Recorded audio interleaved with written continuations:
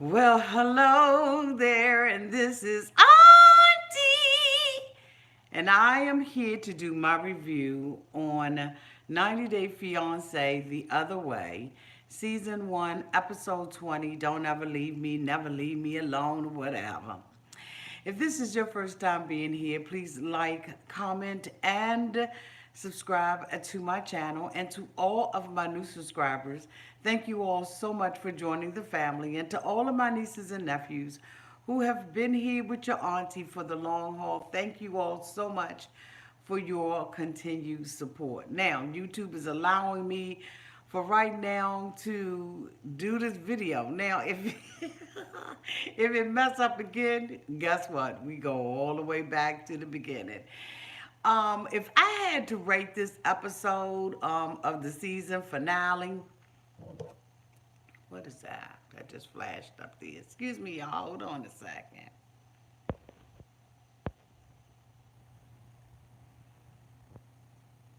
Oh, thank you, Fab Ass. If I had to rate this episode with it being a season finale, I probably would rate it a D. I thought that it was the worst episode ever. Talking about a season finale, you wanted to go out with a bang, and in my opinion, the whole thing went out with a bust. Um, we're going to try to make the best out of it. Y'all know I always do. I try to make the best out of it. But I just did not like this episode. Okay. The first couple that I want to talk about is Jaehoon and Devin. I just thought that that was just a whole bunch of shenanigans. We know that the two of them went to the courthouse or whatever it was, the municipal building, and they got married. And she said that she wanted to have a formal wedding and everything because she did not feel like she was married. And so we see her with his family basically having a traditional South Korean wedding. I have not checked to see whether or not the things that they did in this particular wedding was what they traditionally do. But I just thought it was just a whole bunch of grins and giggles for people that thought it was funny. I didn't see anything funny about it. We saw her, basically, have her hair in a ponytail. They put like a little wig on her and they put one on him, and they put her in a traditional South Korean garb, and she was holding her hands like this, and she was saying that she was tired, and I could imagine that if I, sat here and did the video all this time with my arms like this, I probably would be a little tired too. It reminded me of when you in gym class and you got to hold your arms out like this, for that exercise, and your arms and your back get hurting and everything get to, just. And so we saw him, the parents making fun. Jaehoon comes out and he's in a pink outfit and he calls himself dancing. Like, I couldn't get with it. I'm sorry, I could not get with it. I just thought that it was just a waste of my time and my intelligence. No offense to anybody, but just some of the stuff that they did, like him riding her on his back and, saying, if I could ride her, if I could carry her on my back for a long time, then we're going to have a big house. And if I can carry her for a short period of time, we're going to have a small one. We already know Jaehoon ain't got no damn money. This mofo is in debt up to his ass. And so we already know they're gonna live in a little house. Right now they living in his parents' one-bedroom apartment, with the baby. I saw on Instagram the other day that unfortunately the two of them have suffered a miscarriage, and I was very sad to hear that. But let me get that super chat. Thank you so much, Cool Motard, for the $5 super chat. I was watching another video and immediately left because I got your notification. Everybody needs a sweet old auntie. Oh, thank you, Cool Motard. Thank you, boo. Hey Mary, hey Josie, hey everybody. I was really, sad to hear about it. First of all, she did not want to even go public with her pregnancy. She was on one of those sites in South Korea and she was sharing information and someone released the information. And, she was talking about, the hospitals and stuff like that in South Korea and trying to get some guidance and some direction on, what hospital she should use, et cetera, et cetera. And someone, one of the fans, released the information. And a lot of times people do not tell that they're pregnant, especially when they are still within their first trimester, because they do not, know whether or not it's going to be a viable pregnancy or not. And I think that, and of course, we found out last week that it wasn't a viable pregnancy. Well, it was a viable pregnancy, but she miscarried the baby, which we know is something very, very common. But when it happens to you, it doesn't feel so common. It doesn't feel good. It's something that, really makes you sad. And I hope that that is a valuable lesson to whoever the asshole was that released her information that she was pregnant. They forced her to have to, make her pregnancy public. Okay, this was something that was forced on her, not something that she wanted to do. And we as fans, as super fans, as fanatics, or whatever the hell you want to call yourself, whatever category you find yourself being in, we have to understand that these are people, and that when things like this happen, it is a valuable lesson to all of us. Some things are just not for public consumption unless they themselves put the information out there. No one should have to be forced to come forward and talk about a pregnancy, especially at an early state, unless this is something that the two of them, have decided to do. And I think that sometimes we cross the line in this area, and we need to really be careful about what it is that we do and absolutely how we do it. It's unacceptable. Um, and so, my condolences go out to the two of them. I'm hoping that people are even allowing them to have privacy when dealing with such a loss, because nobody wants to lose a baby. As soon as you find out you're pregnant, you start planning and nesting and doing all those things. So, my heart goes out to the two of them, and I'm going to move on past them. The next couple that I want to talk about, you all, is Tiffany and Ronald. Basically, Tiffany went over to Africa, okay, married this man the day after he got out of rehab, took her son, uprooted her son from all his friends and his family, thought it was a good idea to move to Africa, goes to Africa, marries Ronald, gets pregnant, okay, 2 days later. And now she's made a decision that she's going to go home. When the hell did she do her research? When did she ever look um, like, when did she do her research? She sits down and, she tells us that she's concerned about him relapsing. You couldn't have been. Anytime that you will come into this man's life, uproot this man's life straight out of the rehab center, and then make a decision, which was a good decision, okay, to send, the little boy Daniel back to his hometown. But you could have went there for a fucking vacation, because that's exactly what you did. You had TLC cameras follow your ass and pay for you to go on an extended vacation, biatch. Like nobody, like we didn't catch on to this. It was an extended vacation. And now she says that this mofo has this criminal record, okay, because we all know that this is how they advertised it. And now he's going to be, she's going to be applying for him to have a visa to come, to the United States. We got enough damn criminals over here. I'm just saying. We have enough criminals over here. We don't need his ass to come over here and like really. Like he's sitting there and she has the counselor is telling her and advising her about this situation, how she said, oh, he's going to break down when I get to the airport and all of this kind of stuff and yickety yak yak yay, but she doesn't regard what the man is saying as good advice because she does exactly what she wanted to do. Bitch, this was an extended vacation for you to go over there and get married and get pregnant. Again, like I said, I rated this episode a D. And I think that's probably why it took me so long to bring my ass out here and do it, because I just didn't feel like being this damn negative. But bitch, I'm going with it, okay?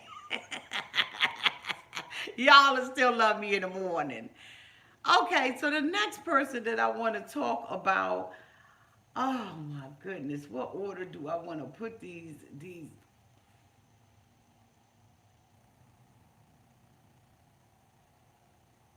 Do I want to talk about Jenny and Cement? Or do I want to talk about Corey and Evelyn? Let's talk about Corey and Evelyn.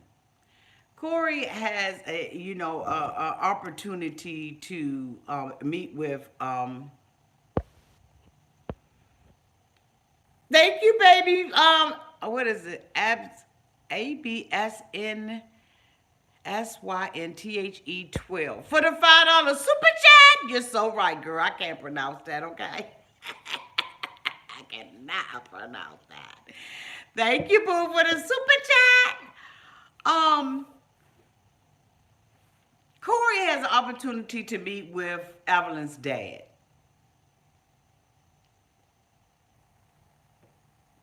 He doesn't know how to speak the language. And the dad can't speak English. And so, he decides that he's going to use an instrument to interpret, what he's saying or try to. It definitely wasn't Rosetta Stone, okay? And he tells the dad that he would like to ask his permission to propose to Evelyn. The dad is like, I'm not the obstacle, boo. You're going to have probably a problem with Evelyn, okay? And so, he's like, you're going to have to try to convince her to accept your proposal or to want to be married because this is not something that Evelyn has desired. And so we see Corey blindfolding Evelyn because this is their alleged anniversary. And he's taking Evelyn out. Now, we know that he had come home to the United States because his father had passed away and that Evelyn has been gracious and has been trying to be kind to him because they had the baby. Thank you so much, Vicky Ville83 for the $1.99 super chat. I'm late. What did I miss? Love you, Auntie. Hey, boo, love you too. You're not that late. So, basically, he blindfolds her and he takes her out, and they're going on a hot air balloon. He said that he had the people bring the hot air balloon to that area of Ecuador, and usually it's on another side. Evelyn is afraid of it. She's afraid of heights and all that. He takes the blindfold off. They're supposed to be getting engaged, yada, yada, yada. And he puts a sign down. Thank you so much, boo, for the super chat. Who is that? Thank you so much, Angela Vimero, for the $1.99 super chat and a $5 super chat. Thank you, boo. Thank you so much, PYT29 for the $9.99 super chat. Number one fan. Girl, do you know that I was going to call you today and swing by your house? I want to get by your house sometime this weekend. Text me and let me know when you home, okay? Want to spend some time with you. Hey, Yoli, 1988. Thank you so much for the $5 super chat. Love you, Auntie. Evil Lynn is the worst. Okay, isn't she? Thank you, y'all, for them super chats. Oh, my goodness. Thank you so much, Latasha Hudson, for the $4.99 super chat. Finally caught you live, Auntie. Love your hair. Thank you, boo. This is my little hat. I'm getting my hair done tomorrow in preparation for, my new job and everything. So, oh, Mary done cut somebody's comment off. So, she's supposed to be, afraid of the hot air balloon. She says that Corey has been acting a little strange, but you know what? She knows that this mofo is preparing himself to propose to her. I mean, let's just go ahead and be for real about the damn thing, okay? And so, he takes her up there. He had made this big sign saying, "Will you marry me, Evelyn?" And then he has some of it in the grass, but he's pushed it back too far so she couldn't see it. So she's in a hot air balloon and he's saying, "Can you see that message?" And she's like, "No." At this point, the girl knows that he's going to propose to her. And so they come down and he walks her over there and everything. And it says, "Will you marry me? I love you, Evelyn." Evelyn now has to make a decision on whether or not she wants to look good on camera or she doesn't. Okay, so this mofo says, "I know that it's hard for you and all this kind of crap, but this is basically what I want. I don't give a damn about what you want.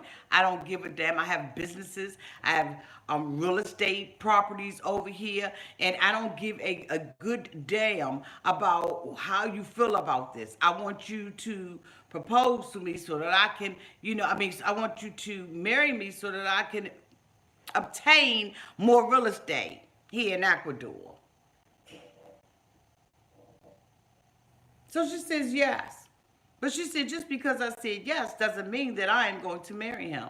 He takes her out on a sorry ass, dinner out on the water. Like, y'all, this was the worst damn.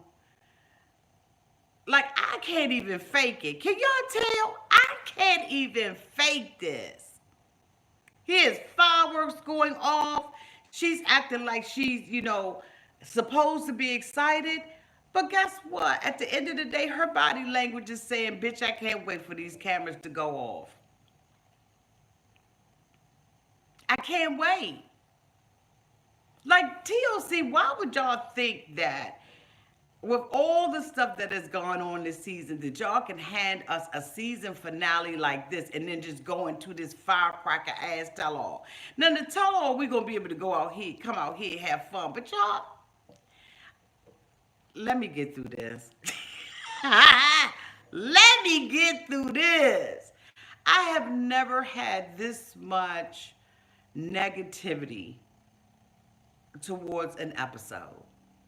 Even with the foolishness and the fuckery of Caesar, I have never felt like this about one of the episodes. I could absolutely give this episode an F. And I think that that's what my rating is going to be. It was a complete and total failure to me. And I'm hoping that they do not end 90 Day Fiance before the other way the same way, y'all. Because I ain't going to be able to do it.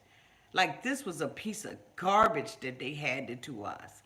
It was rushed. It felt rushed. It didn't feel complete. The editing wasn't that fantastic. Like, I don't know if they had all rookies ending this. I don't know what the hell.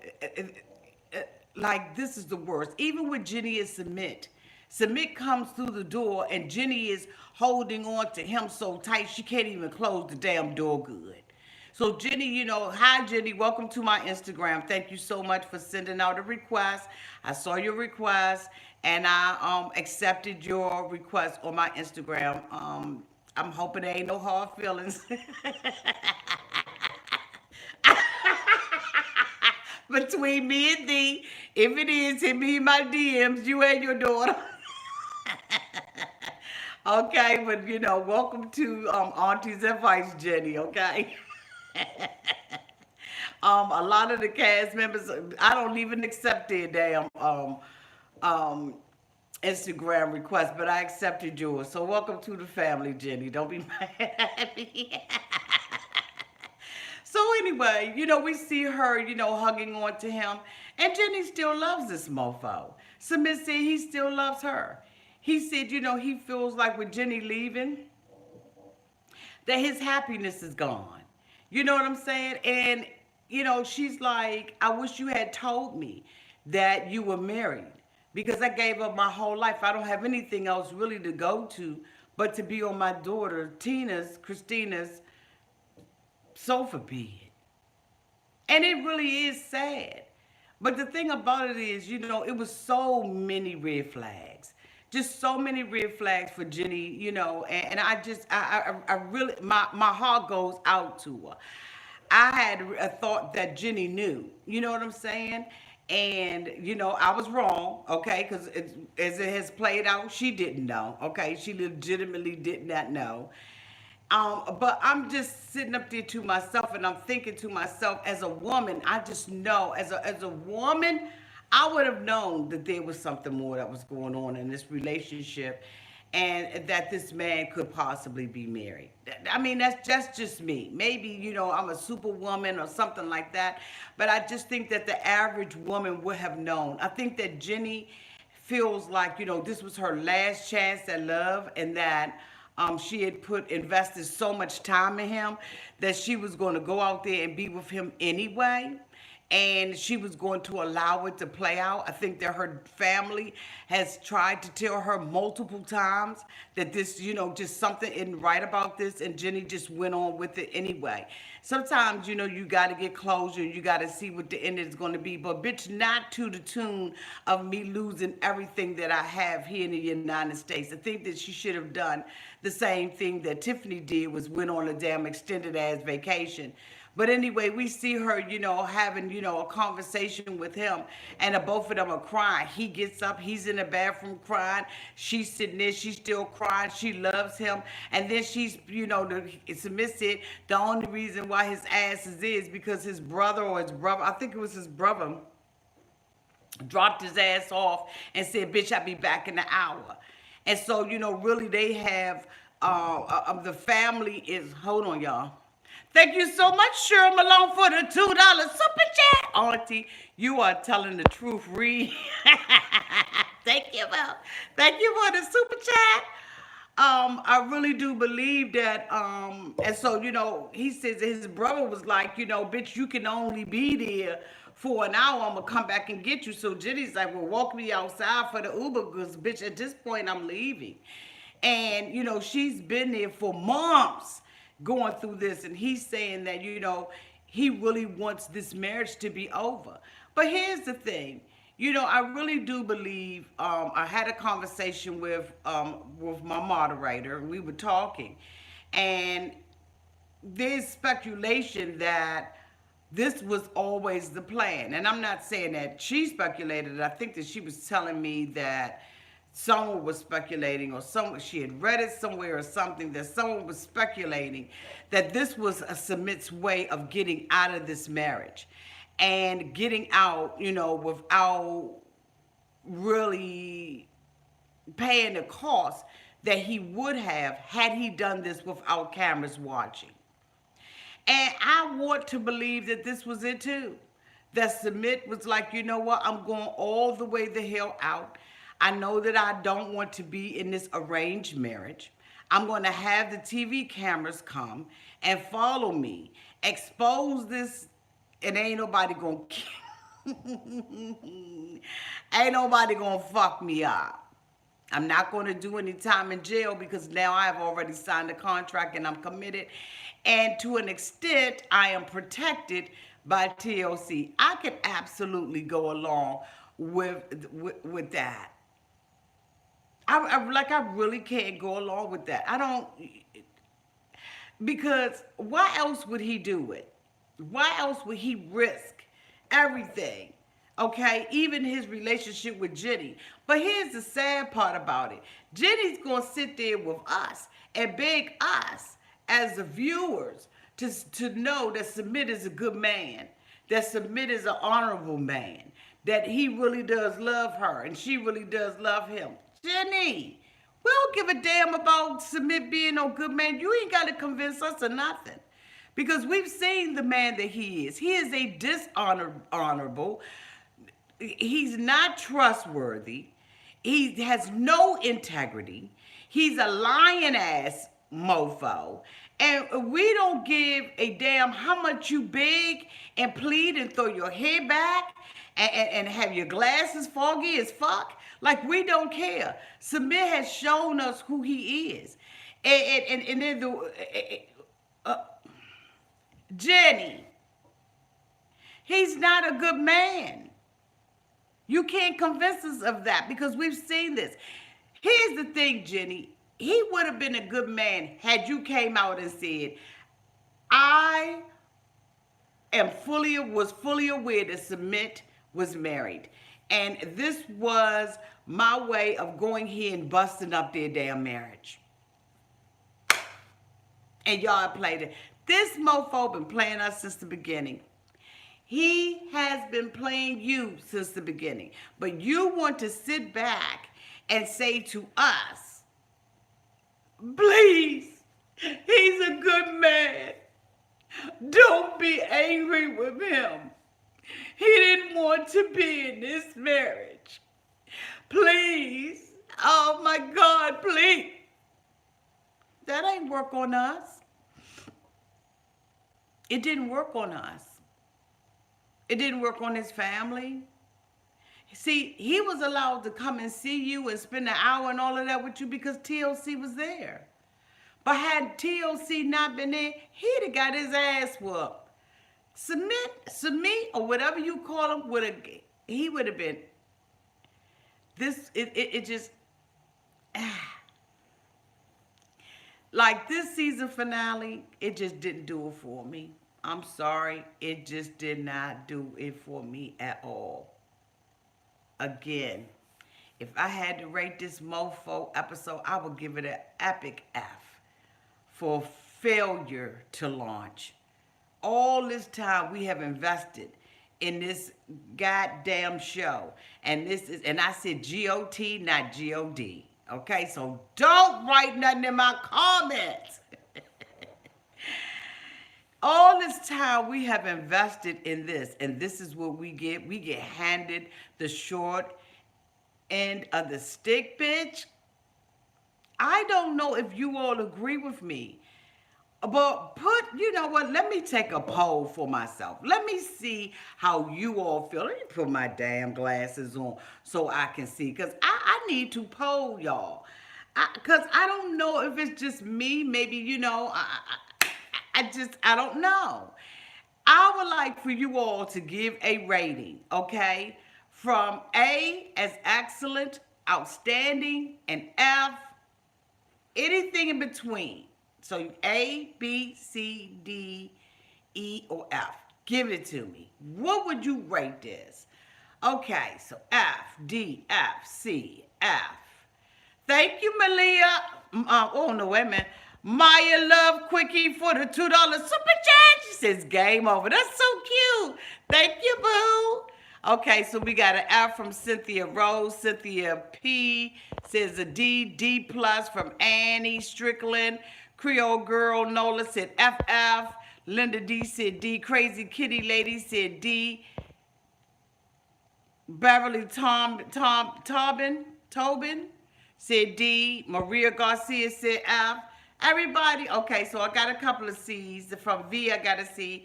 Fee said a C. Twinks McStinks, okay. Veronica Blackman, okay. Josie says super F, okay. PYT says F, boring. Less than an E for effort, okay.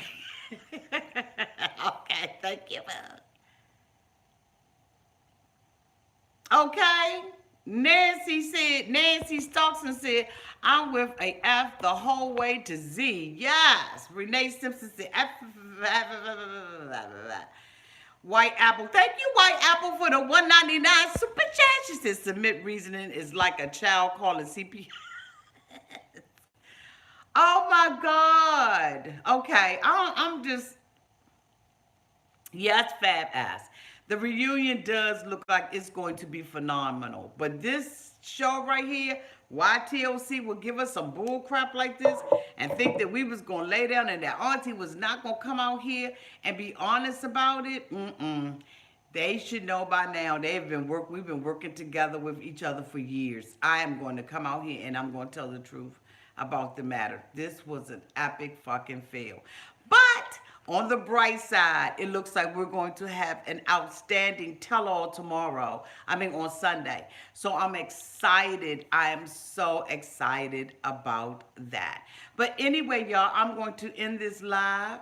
And I thank you all so much for sticking with me throughout this whole season of 90 Day Fiance the other way. We did have a wonderful ride while it lasted. We're about to draw close to all of this stuff, okay? Because we have 90 Day Fiance before the 90 days, I think, which is about to end. And I don't know what else is going to be out there. As soon as I finish with this live in about maybe about 10-15 minutes, we will be coming out and we will be talking about Benjamin. One of my, I think his name was Mitchell, sent me something in my inbox, and I absolutely would like to read that article to you all about Benjamin. And then we are going to don't forget that in November, I will be doing the Real Housewives of Atlanta. That will be on my other channel, which is Auntie's Advice channel for women. Thank you, Dorley613, for the 199 super chat. Auntie tells it like it is, and we love it. Thank you, boo. What you say, Auntie? I can't wait for your call in. Yes, I am doing a call in, okay? But thank you all so much for being here and for the ride. We'll be back, I guess, it can't be on Monday, and I don't know if it's going to be on Tuesday or not. But we'll be out soon to do our review of the tell-all. I have a very busy schedule. A lot of things are going on in my life right now, and so I am like squeezing this stuff in tonight. I had an opportunity to do it. Grandpuppy's mother is home, so that's why you don't hear Grandpuppy. But okay, so yeah, like anyway, I'm gonna be ending this. Y'all, thank y'all so much for being here, and stay tuned. About 15 minutes, we'll be talking about Benjamin. Love you all to pieces. Thank you so much for everybody who super chatted. Thank you so much to everybody who has subscribed to my channel tonight, and thank you so much to Mary and Josie for moderating and keeping the chat safe. Love y'all. 15 minutes. Be right back.